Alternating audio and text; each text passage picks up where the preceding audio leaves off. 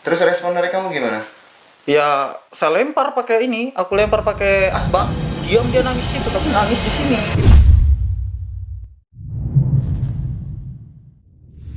Halo, halo, halo, dan halo. Oke, teman-teman. Selamat malam semuanya. Dan kalian lihatlah situasi di Samarinda, bagi orang Samarinda itu begitu hujan ya sekarang ya. Hujan habis itu, tapi nggak banjir sih ya. Hujan, tapi selagi hujan ini enaknya itu yang punya pacar jalan sama pacar. Yang jomblo teman sebelah kita nggak bisa ya kan, ngopi bareng aja dia sama tembok aja kan. Nah jadi gini teman-teman, pertama-tama sih aku ucapkan terima kasih buat dua orang teman aku sebelah kanan aku, ada Arif juga di tengah, ada juga Efrem gitu. Jadi di sini bukan kami sengaja buat video ini karena mereka kemarin ada cerita ya. Nah, cerita ada IG dulu, ada IG kamu nggak? IG-nya Ari Priadi aja. Ada Priadi aja, tapi dia punya pacar teman-teman. Kalau ini jomblo nggak laku kayaknya ini Efrem. Ya. Jadi mereka ini kita ini sama-sama anak-anak perantauan dan kita di Samarinda ini tinggal di kontrakan, ada di kos-kosan gitu loh. Dan setiap kos-kosan itu pasti ceritanya berbeda-beda ya. Nah, mungkin yang teman aku yang ada di Samarinda yang paling tempat tinggalnya yang paling mistis mungkin kalian loh. Jujur aja aku, ya kan? Paling jujur banget aku kayak gitu. Nah, yang aku heran teman-teman, aku berapa kali teman-teman ke tempatnya mereka ini, di sebelah sana 3 rumah kosong, di sini 1 rumah kosong. Dan Efrem ini tinggal di sini tengah-tengah, dikelilingin sama rumah kosong, dan Arif ini paling ujung gitu loh. Kenapa nggak kalian sekalian di sini aja biar berderetan? Biar lebih chemistry-nya gimana gitu. Iya, kan suka tantangan ya? Iya. Iya sih. Bisa nggak kalian ceritakan sedikit dari Efrem dulu deh? Ceritakan sedikit pengalaman dia di sini, itu gangguannya seperti apa sih di kontrakan? Ya kalau Kamu? di sini Ini suaranya boy. bisa di sini Nah, aja. biasa saja. Jadi kalau di sini sih sering ada gangguan-gangguan gitu ya. Kadang-kala ada orang lewat ngetuk-ngetuk. Adapun ya aku pas mau tidur kemarin juga ada yang nangis gitu di situ di sebelah. Nangis suara perempuan kan suara Nangis perempuan, laki-laki? perempuan gitu. Jadi di belakang sini juga ada yang nangis gitu. Terus respon dari kamu gimana? Ya saya lempar pakai ini, aku lempar pakai asbak. Diam dia nangis situ, tapi nangis di sini, di belakang rumahku sini, gitu. Tapi aku pernah dengar ceritanya dia kemarin, kan kamu kayak sama-sama gawa tapi sama-sama cewek itu merangkai dari belakang dapur ya? Iya, itu semacam kayak, serem lah, sudah itu. Serem banget kamu. Serem banget. Kayak aku tutup mata, tapi ngelihat gitu nah, ngelihat dia udah dekat, tinggal nungguin aku aja. Aku buka mata, ngelihat dia nih.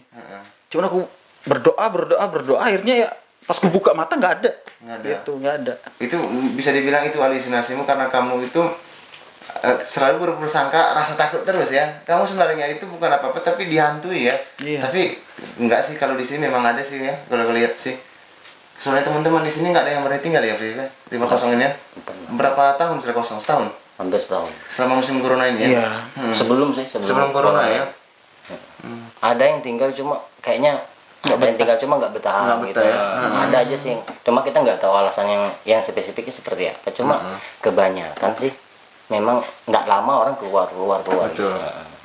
Nah, ceritanya dari Arif ini kayaknya deh. Kan di sini duluan Arif kayaknya ini. Ya kalau Arif mungkin Nah, duluan dia. kalau Habis itu dia orang pribumi juga. iya kan? orang pribumi di sini, jadi ya mengerti lah, bisa melihat. Kalau saya ini kan, Cerita dari Arif bisa kamu jelaskan, Rif, apa yang kamu lihat selama kamu di sini? dan yang cerita yang Di kemarin rumah ditarik rumah gitu ya kan. sebelah ini. Nah itu sambil itu diceritakan.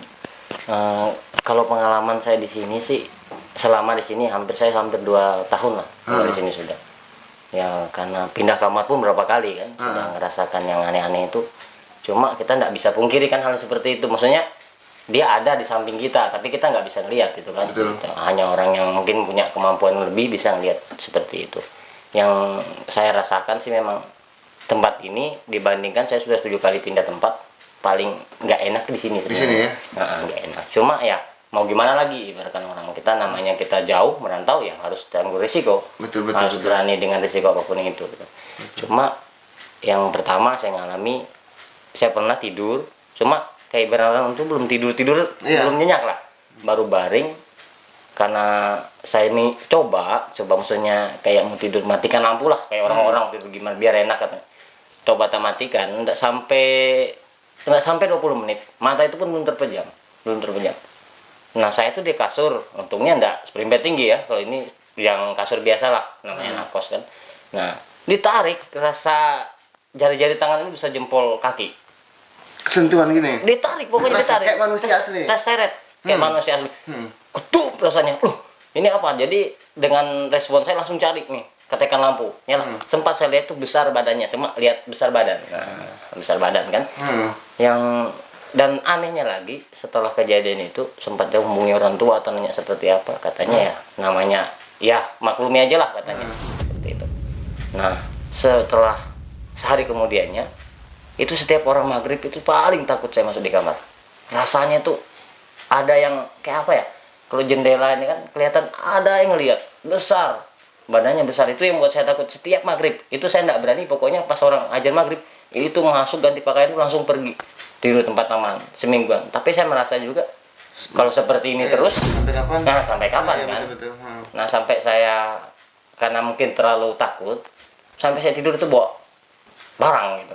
Saya megang dalam hati saya, pokoknya saya lihat saya nggak mau tahu gitu. Gas aja. Langsung saya Iya. hantam, tapi kunci memang saya kunci kamar semua tuh alami. Terus habis itu setelah itu nggak ada lagi kejadiannya, cuma pernah kami ngumpul itu ya mungkin kata orang entah memang menunjukkan atau seperti apa. Dan juga teman pernah cerita dia pulang kerja mandi malam kan di WC, jadi pas mandi gini ngadapnya kan ke sana ke belakang gitu kan udah ngeliat. Jadi pas dia cebok air gini langsung rambut, iya langsung rambut. Pokoknya refleksnya dia itu dengan pakaian belum dipakai semua langsung masuk kamar, basah-basah badan itu gemetaran. Dia bilang, kenapa? Aku bilang ini nggak mau cerita, dia bilangnya masuk aja kamar masing-masing. Ya sudah, besok pagi diceritakan bahwa tadi malam dia ngeliat perempuan seperti itu. Ini tuh kita nggak tahu, maksudnya kita nggak pernah ngeliat yang seperti, tapi teman menceritakan seperti itu. Dan pernah malam kami ngumpul-ngumpul malam gitu juga, jam sekitaran jam 2 lah kami minum-minum kopi. Jam-jam segini loh. Ya jam segini. Ini kami buat video ini jam 2.15 loh. Kelihatan tadi? Enggak. Hah? Enggak. 2.15 ini nih. Nih. Mati. Nih. Oke. 2.15 teman-teman. 16 terus. Itu kelihatan. Iya memang sekasat mata sih, namanya yang kayak gitu kan. Jalan di depan kami tuh, depan pintu. Kan Sekira gitu. jalan. Nah, jalan kelihatan putih kayak gitu. Nah, pernah juga sekali saya pulang perempuan sih memang identik sini kayaknya memang lebih banyak perempuan. Kita kan nggak tahu dulunya seperti apa kan tempat tinggal gini. Memang tak dengar cerita memang ini pernah perempuan, memang kos perempuan dulu, memang seperti itu. Nah, saya pernah pulang malam karena hobi kan, pulang malam maksudnya habis olahraga pulang malam. Jam 2 juga saya mandi malam itu. Jadi namanya kita posisi kita buang air kecil, ya nggak mungkin langsung kita datangi gitu. Takut ya, rasa takut, cuma penasaran kita lebih besar gitu. Suara nangis itu perempuan nangis di samping lorong itu kan ada lorong di kos saya itu, sambil nangis. Cuma ya posisi kita buang air kecil nggak mungkin kan langsung. Oh yang kita minum kemarin deh. Sebelumnya. Di lorong itu kan dulu kotor. Nah ada lampu juga di situ. Nah terus ya dengan respon saya habis buang air kecil langsung saya datangi. Nggak ada orang. Cuma emang suaranya memang nggak, suara orang perempuan nangis seperti kayak apa ya? Ya seperti perempuan nangis lah. Itu kejadian. Terus saya pindah lagi kamar di depan. Saya pernah pindah ke kamar depan. Nah karena pulang ini kan teman-teman lebaran liburan itu kan pulang semua. Jadi saya tinggal sendiri lah di situ, ibaratkan di kamar. Hal yang aneh-aneh itu ya rasakan itu ya karena memang nggak ngeliat, cuma suara itu nggak bisa kita bohongi dari yang suara jalan. Jadi namanya pintu kos ini kan kelihatan dari bawah tuh kosong, kelihatan kaki itu kayak orang ngelangkah. Tapi kita nggak kata orang nggak ngelihat badan, tapi kita ngelihat bayangan. Tapi kita buka nggak ada. Nanti diam lagi kita pasti ada kayak gitu seperti. Pokoknya suara orang pakai sandal lewat bolak-balik itu sudah sering lah. Dan terakhir kemarin itu hal yang paling aneh saya rasakan itu baru-baru ini juga sih, kayak orang gulung-gulung seng itu tengah malam, nggak ada angin, nggak ada hujan. Kalau ada angin ya kita maklumi kan, mungkin kena takut malam nggak malam berarti aman ya. Aman. Cuma yang saya bingungkan itu sampai saya keluar kamar, saya bilang kalau mau nunjukkan sekalian, jangan di atas kayak gini, kayak orang gelinding di atas atap itu kayak apa sih bunyinya gitu. Nah itu yang hal yang saya rasakan. Ekstrim ya? Saya rasakan sini. Terus kalau memang mungkin di saat kita agak takut atau apa di kos yang sebelah sini, itu 3 yang kosong itu memang rasanya nggak enak karena juga posisi di situ gelap kan, dan dipakaikan lampu pun dipasangkan lampu. Berapa kali rusak? Lampu itu nggak putus, cuma pasti redup. Nggak mau nyala. Nggak redup dia, redup. Nanti dipasang lagi baru redup lagi. Itu yang saya jadi ujung-ujungnya daripada dipasang lampu mati redup, nggak dipasangkan lampu sekalian gitu ya. Yang punya kontrak kos-kosan ini memang yang orang yang punya kontrakan ini nggak pernah ya ngalamin hal kayak gini dari sini, kan dia nggak nanya juga ya. Nggak nanya sih, cuma Iya. memang katanya sih yang memang agak lama di sini memang dia ngerasakan memang aneh gitu. Nah, dia pun kalau malam ibaratkan orang lewat dari jam 12 malam ke atas pun dia nggak berani. Ibaratkan orang kayak ngecek atau ngapa itu nggak berani, lebih baik masuklah ke kosnya gitu. Nah, tinggalkan. Itu sih yang kita alami di sini. Cuma yang kita ya kata orang takut itu ada, berani juga kita nggak. Iya, harus berani nggak ya. berani. Asal kita jangan ganggu dulu Iya, ya. betul. Seperti itu. Yang kamu cerita ada teman kesini yang lihat perempuan sebelah ini rumah kosong ini. Iya, itu juga ada teman dari ini, dari jalan sebelah. Itu kan bisa sebutkan ini kah? Jalan Juanda. Nah, itu dia ngelihat ada ibu-ibu di situ sama anak gendong. Dia masuk ke kos kamu. Iya, masuk ke sini. Jadi aku bilang kan di sini ini angker bro. Dia bilang, wah aku lo baru lihat ibu-ibu sih. Di mana? Aku bilang itu di rumah yang di sebelah Bangsalan ini. Saya bilang situ nggak ada yang tinggal. Aku bilang gitu. Di situ dia lihat ada ibu. Dulu 2 kali aku di situ. Ada yang gendong ibu, anak gitu, ibu-ibu. Kemarin yang pas aku kesini itu yang aku bilang Efrem itu. Kemarin itu pertama kali aku bilang Efrem itu, aku lihat perempuan dulu di situ. Aku nggak lihat mukanya. Tapi kalau lihat postur tubuhnya kayak cewek cantik. Tapi kita nggak lihat mukanya. Iya. Tapi dia posisinya waktu itu, merinding kan sih. Dia Itulah aku bilang. dia duduk duduk ada ke depan, Ya, depan pagar. pasti. Pas di pintu tengah itu. Ya. Aku bilang, aku bakal lama-lama keluar masuk ke sini kan. Masih ada terus dia. Pas aku keluar terakhir, setelah urut kan, keluar terakhir nggak ada, hilang sudah dia. Gitu, hilang sudah dia. Sosok yang aku lihat di sini sih perempuan itu sih, aku lihat kemarin itu. Ya Perempuan. kalau untuk yang itu ya mungkin itu aja ya. Ya perempuan. Mungkin dulu kan seperti yang Arif bilang kan, dulu kan punya cerita atau punya kisah kan di sini. Kita nggak tahu kan awalnya. Nggak tahu ya bagaimana. Apalagi kontrakan mereka ini kan di bawah rawa-rawa. Rawa-rawa ini. Nah, rawa-rawa itu identik sekali tinggal makhluk Ya. halus gitu. Belum lagi kalau rumah itu punya cerita seperti kita bilang Dan tadi kan. kotor atau seperti Kotor, apa? iya. Itu berarti luar biasa loh kalian berdua ini bisa tinggal di sekelilingin kayak gini loh. Hebat, sumpah. Aku sih ada takut, cuman kalau jangan diceritain gitu. Kalau nggak diceritain, aku nggak akan takut. Tapi kalau sudah cerita tentang hantu-hantu, Ini tentang- ceritanya sudah. Ya ini takut udah. Ah, Nggak tahu nanti aku tidur di mana nih. Aman aja nanti. Kalau kamu nanti kita nomor saya pakai aja. Tapi orang-orang yang kamar ke sebelah ini pernah ngalamin juga nggak? Pernah ngalamin? Yang kamu ganggu satu deretan dia bilang cerita kemarin. Iya, serius. Digedor-gedornya kan? Iya. Nah di sebelah kamarku ini, Hmm. ini kadang-kadang lari-lari nih. Bubuannya juga dengar. Iya, ada abang kosnya juga dengar. Cuman biasa aja mereka. Ya akhirnya kemarin terjadi kan bilangnya ada anak-anak di situ. Keluar semua kami kan. Tapi aja Arif kan pulang kampung kah tuh. Oh ya ini nah motivasi buat kalian dong. Kalian ini kalau menurut aku pribadi kalian hebat lah melawan rasa takut kalian. Mungkin teman-teman di luar sana pernah ada yang ngalamin tinggal di kontrakan atau di kos-kosan yang lebih ekstrim dari mereka. Motivasi dari kalian tuh sehingga kalian tuh bisa ngelawan rasa takut itu. Motivasi kalian itu seperti apa? Pesan buat teman-teman di luar sana gitu. Ya dari Kalau menurut saya sih takut itu kan nggak bisa dibohongi ya. Betul-betul sih. Masih misalnya tetap ada kita takut. Tapi kalau selama kita hidup dengan ketakutan itu ya kita rasa tetap takut gitu kan. Betul. Hal itu yang harus kita lawan ya, setidaknya kita takut tapi jangan terlalu takut. Seperti itu. Kita berani pun jangan terlalu berani. Misalnya kalau kita kebanyakan itu sebenarnya halusinasi sebenarnya. Halusinasi, ya. kita. Karena pikiran kita. Terlalu fokus sama hal seperti itu gitu nah.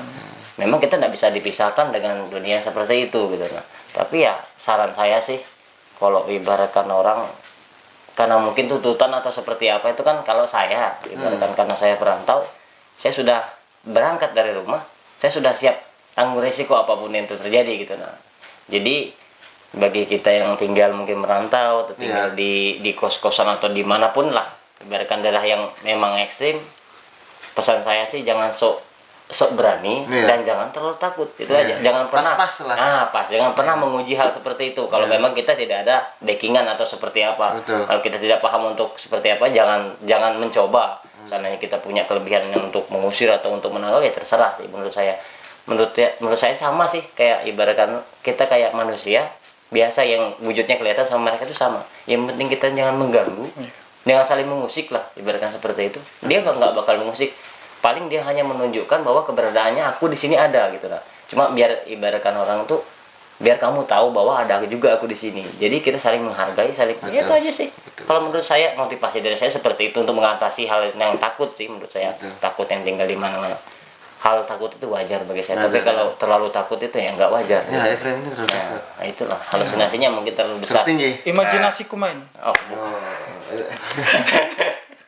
Sekarang kan udah rasa takut loh. iya takut sudah diceritakan takut kan. Diceritakan takut, tapi kalau diceritakan nggak takut dia. Nggak takut. Nah, tapi ada nggak sih kalian itu awal-awal tinggal di sini jenuh, ngebosan, pengen pindah dari sini? Ada pasti ya? Kalau aku sih awal kemarin Pengen pindah? pengen pindah.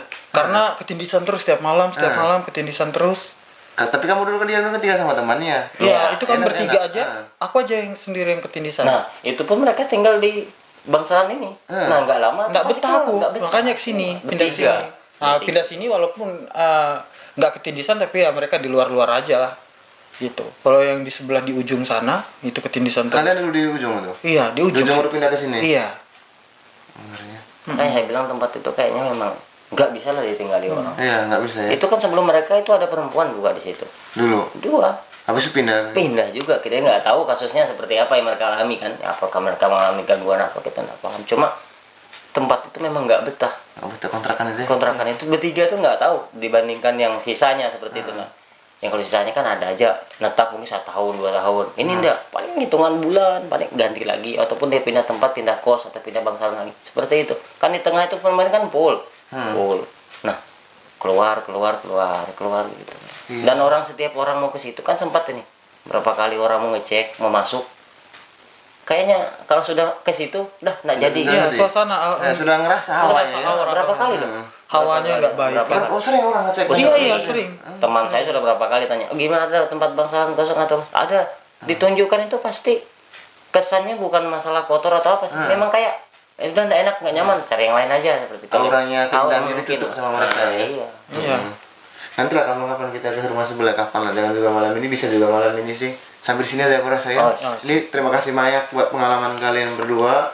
Satu aja sih pesan dari aku kan, kita kan hidup ini punya keyakinan lah. Iya. Nah, mendalami keyakinan itulah itu yang paling penting lah. Seperti yang bilang Arif tadi, rasa takut itu memang ada, tapi jangan juga kita sok-sokan kalau sok-sok berani gitu, Iya. padahal nggak ada backing untuk bisa ngusir itu gini-gini gitu. Dari pas-pas aja hidup.